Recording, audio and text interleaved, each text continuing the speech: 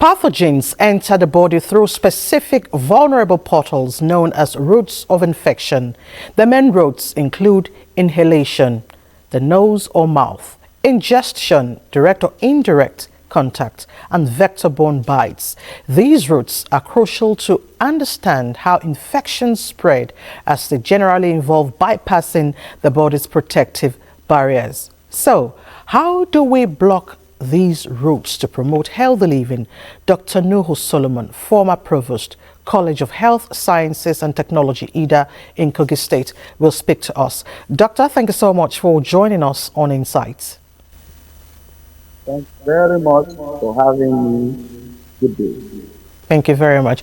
How do these pathogens enter the body and what havoc do they do? Thank you very much. You know, we are talking about communicable diseases. When we talk about diseases, generally we have communicable diseases and non-communicable diseases. But our focus this time around is on communicable diseases. And what makes these diseases communicable is because of the ecological agent, what we call microorganisms, which may be viruses, bacteria, fungi, protozoa, acacia, mycoplasma. These are different microscopic organisms that gain entry into the body through certain routes, what I call roads. And when they enter into the body, they undergo multiplication of proliferation, and that will lead to the emergence and development of the disease. And so, now the disease agents enter into the body because of different behaviors human beings put up.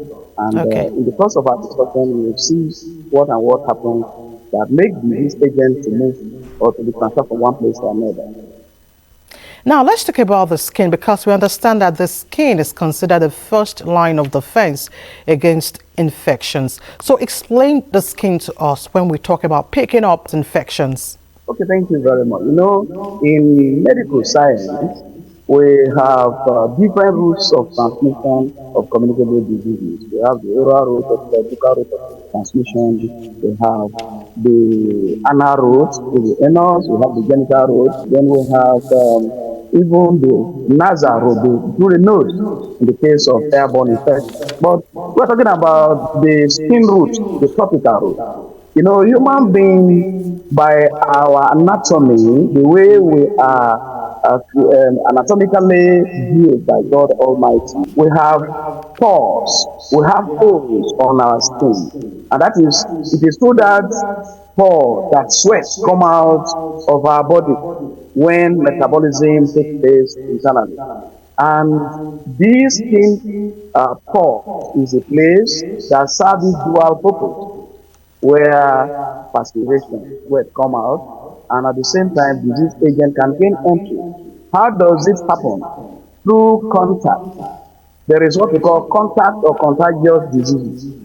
Contact diseases or contagious infections are those infections that man contracts as a result of contact with an infected person or a contaminated object. These contaminated objects are generally called fomites. It might be bed sheet, it might be towel, it might be spoon, it might be utensils that somebody else makes use of. Then how does it happen now? It might be through direct transmission or indirect transmission. Through direct, when you side by side with somebody that's infected, somebody that is having some rashes on the skin, and you lie side by side with him, some of these rashes may break, now leading the microorganisms contained in the water coming out, the secretions coming out from the rashes, to penetrate through the pores and enter into your body system. Through that, one is infected. Then another one that is the indirect contact, still through this topical route, through the skin route.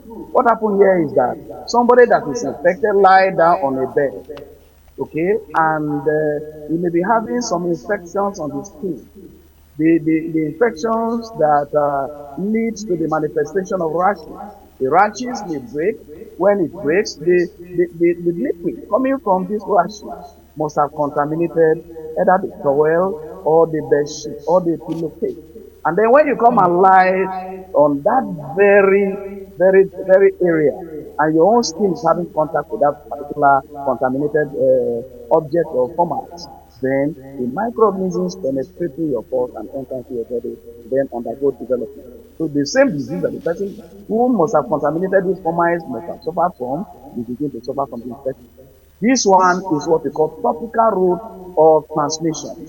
Okay, now let's talk about habits. What are these habits that promote or drive our infections into the body? Picking of the nose, sharing spoons, wearing the same clothes over and over again. What are these habits really? The habits are varied. There are too many. Okay. Now, some individuals, in the course of expression of love between man and woman, not knowing that an infected person carried disease agent in the saliva. There are some body fluids that are found in the human body, the blood.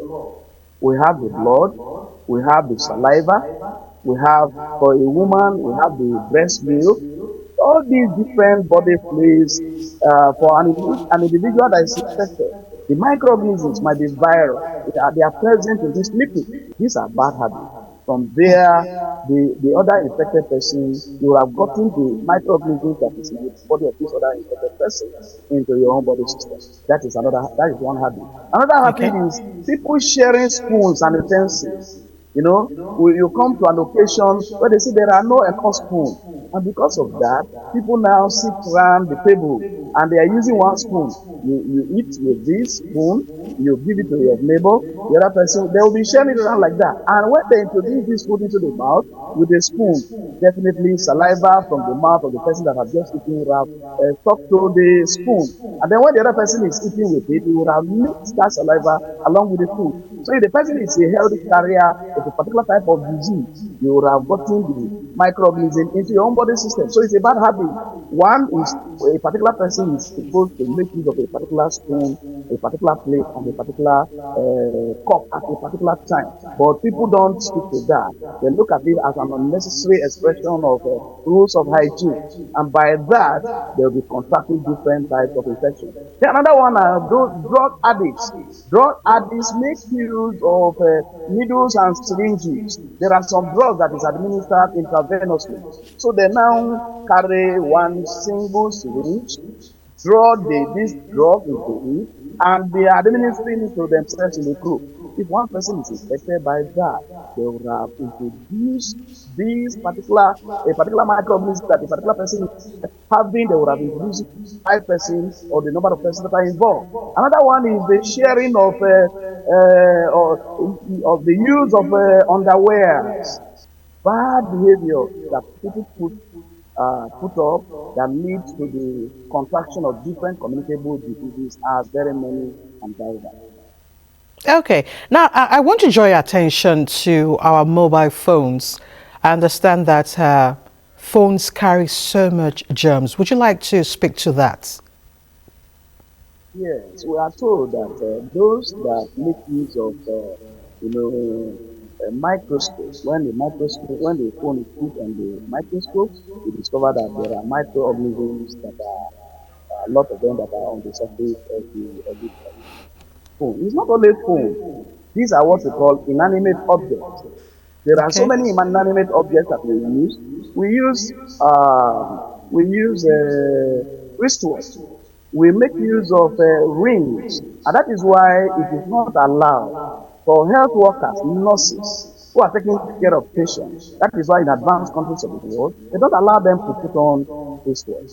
They don't allow them to put on bangles and rings because you may put this thing on a surface that is contaminated. And once it stays on this inanimate object and the inanimate objects now have contact with any of the things we eat, from there you become infected. So one thing about microorganism is that microorganism, one bacterium is capable of multiplying, proliferating into thousands and millions. So what we need to do is to guide ourselves, guide some of the things we allow it to have contact with our food and water so that they don't become infected through the food. Okay. Let's quickly talk hand washing. How does this practice help? Because some persons actually find it very difficult to wash their hands during the day, probably until they get home to take their bath or they want to eat. Thank you. When we're talking about different portals of entry, what we call different routes of transmission of communicable disease, We're also trying to highlight on the various ways we can block these pathogenic organisms from entering our bodies. We're already trying to pick up one. Observance of personal hygiene. Yes. Observance of personal hygiene and even sanitation. Under these, we talk about disinfection. We talk about photocleansing. Then we talk about maintenance of personal hygiene. One of the rules of personal hygiene is regular baths. You regularly take your bath at least 3 times or 2 times a day. You regularly wash your hands, depending on exposure. If you touch anything that is not okay, ideally you are expected to have washed your hands before you go and touch anything that is edible. When you go to toilet, you wash your hands. After eating your food, you wash your hands. When you touch a contaminated surface, you wash your hands. So the number of times we wash our hands, the regularity and the frequency is proportional and is dependent on the usage of the hand and the contact of those hands to contaminated surfaces or what you must have touched. What tips would you be giving us to stay healthy?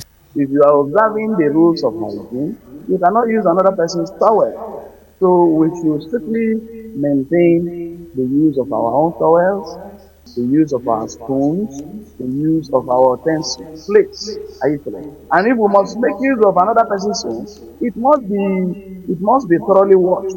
Where disinfection is possible, you disinfect it. What are these disinfectants? Application of chemical on substances with the aim of destroying pathogens or disease agents that may be present in that thing by using chemicals like Lysol, Izal, Dettol, and so on and so forth.